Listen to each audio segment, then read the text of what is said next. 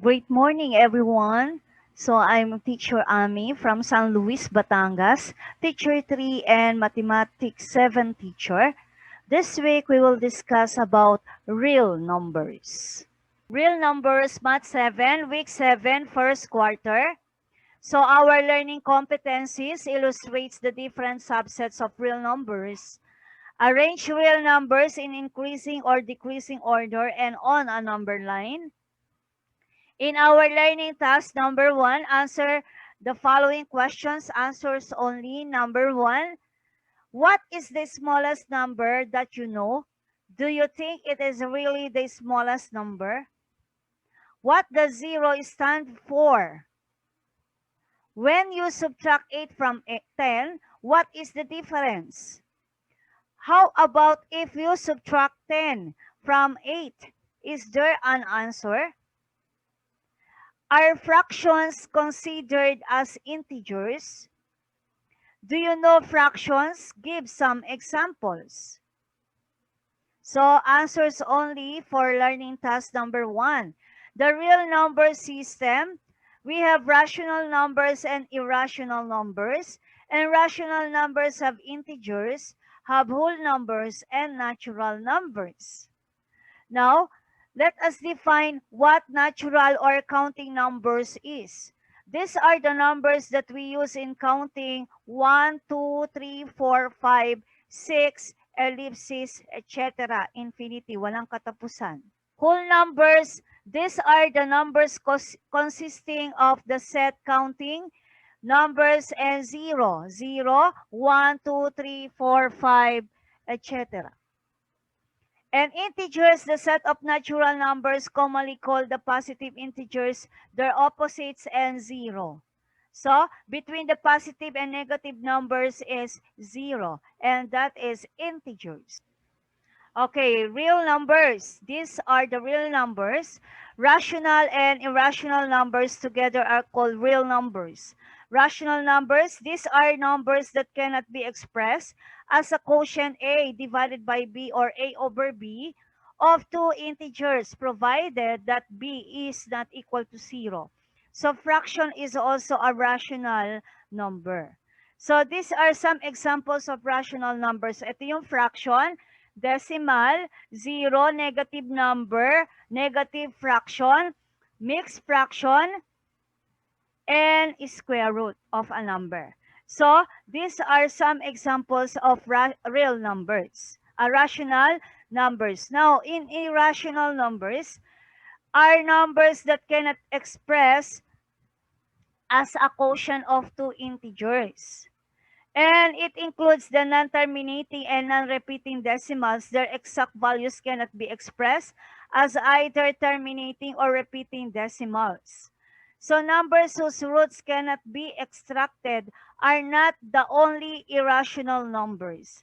These are example of irrational numbers, the value of pi, a decimal with no repetition, square root of 5, no exact root, and negative square root of a number na walang exact root are example of irrational numbers. So these are the real numbers. Rational numbers represent as Q and irrational numbers represent as I. And rational numbers have non-integers and integers represent Z. And integers have negative numbers and positive numbers or whole numbers. And whole numbers have 0 and natural numbers. Example, arrange the following real numbers in increasing order. So, iba-iba. Mayroong negative number, may decimal, may negative fraction, may square root of a number, may mixed fraction, and square root. So, rewrite first the following in a decimal form, saka natin i-arrange sa pinakamaliit hanggang sa pinakamalaking number. So, ito ang example na value ng negative 4 will become negative 4.00, 5.8 is 5.80, negative 1 half is negative 0.50, square root of 50 is 7.07, 4 and 2 fifth is equal to 4.40 and square root of 36 is 6.00. So arrange the following. So we have negative 1 half, negative 4, 4 and 2 fifth, 5.8 square root of 36 is square root of 50. Ang arrangement ng from smallest to the largest number. Another example, arrange the following real numbers. So 9 over 7, negative 4 thirds, negative 1.65, square root of 20 and 3 halves.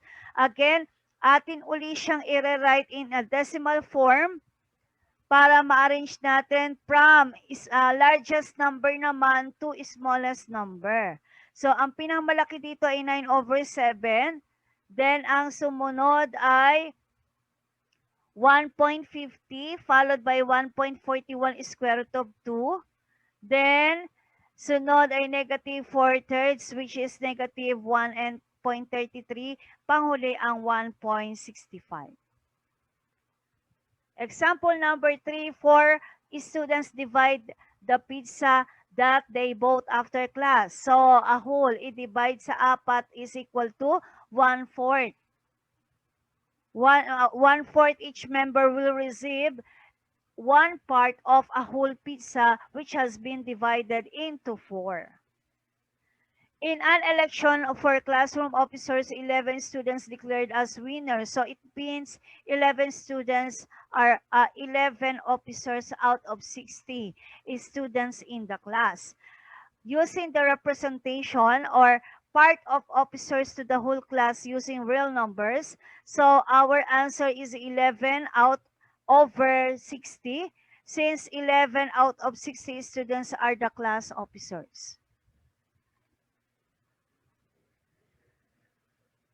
There are problems involving real numbers that cannot be or can be solved using the model approach. Then the following steps are suggested in solving problems. Read and understand the problem.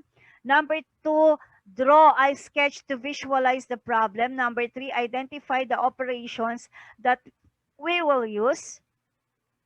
4, answer the questions asked. And 5, check your answer.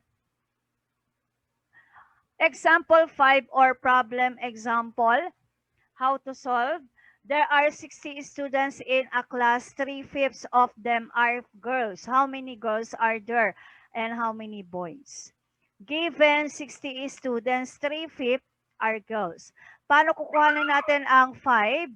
Ang for the boys, so 5 over 5 is as a whole, minus 3/5 is equal to 2/5. So ito yung part ng 60 students. So, 3P for the boys and 2P for the girls. So, pwede natin i-multiply 3 over 5 times 60. That is the total number of girls. And 2/5 times 60 for the girls. But, we can solve also 1 over 5 times 60 is equal to 12. Multiply to 3 and multiply to 2 to get the number of girls, number of boys. So 3 times 12 equals 36 and 3 times 12 is equal to 24. Pareha lang yan. Kung imumultiply natin ang 3/5 sa 60, ang lalabas pa rin ay 36. At 2/5 sa 60, ang lalabas ay 24. So, in our learning task number 2, state whether each statement is true or false. Answers only in letter A, numbers 1 to 10.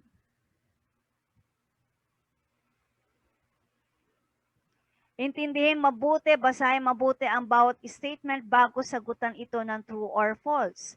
Letter B ng learning task 2.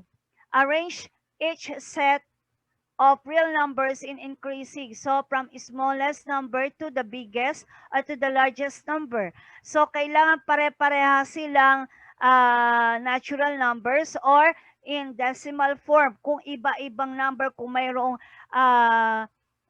mayroong fractions, mayroong square root, so magandang i-arrange ang number into decimal form para mas madaling ma-identify ang pinakamaliit na number at hanggang pinakamalaking number. Answers only, of course, you will write your computation in a decimal form. para mas clear na makita na nag-arrange kayo, hindi nang hula lang kung alin din ang pinakamaliit na number hanggang pinakamalaking number. Then letter C, use real number to represent the following real life situation. So, ire-represent nyo kung ano ang sinasabi sa 1 to 10 na statement. Answers only in letter A, letter B, and letter C in learning task 2. In learning task 3, copy and answer, magbibigay ng example sa bawat family ng real numbers. So, 5 examples of integers, 5 examples of whole numbers, 5 examples of rational numbers, 5 examples of natural numbers, and 5 examples of irrational numbers.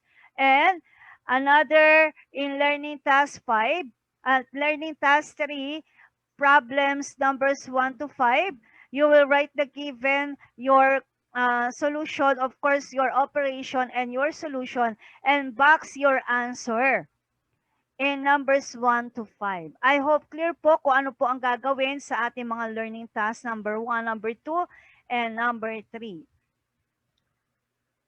So I hope na unawaan po ang bidyong ito at malaking help upang maintindihan at maunawaan ang tungkol sa real numbers at masagutan ng tama ang ating mga learning tasks for this week at mga activity.